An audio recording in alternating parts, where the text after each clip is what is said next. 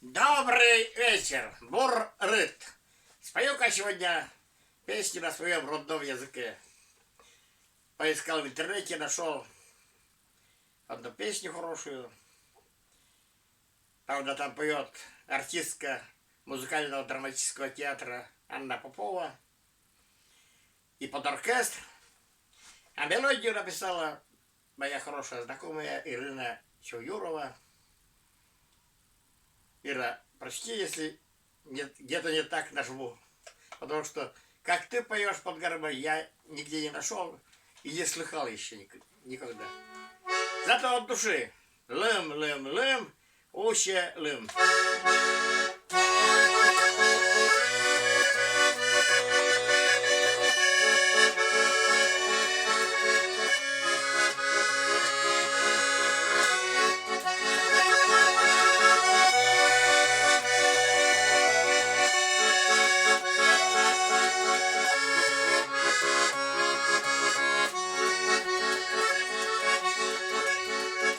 Лим-лим-лим, ущелим, розощим, отдаєне житай.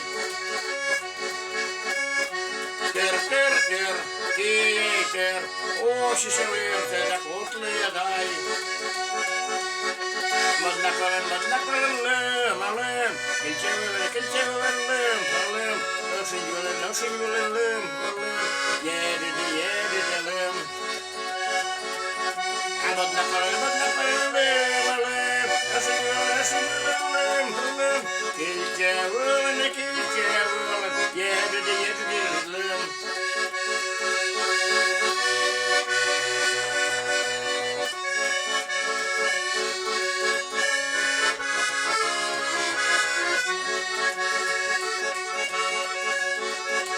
Лим-лим-лим, єдиди-лим, кожен шорини каштивалам. Кузіни дадіни славлим, служити города паштала. Маднапалим, лим, кільчевилим, лим, тєна яшили свилим, лим, єдиди, лим.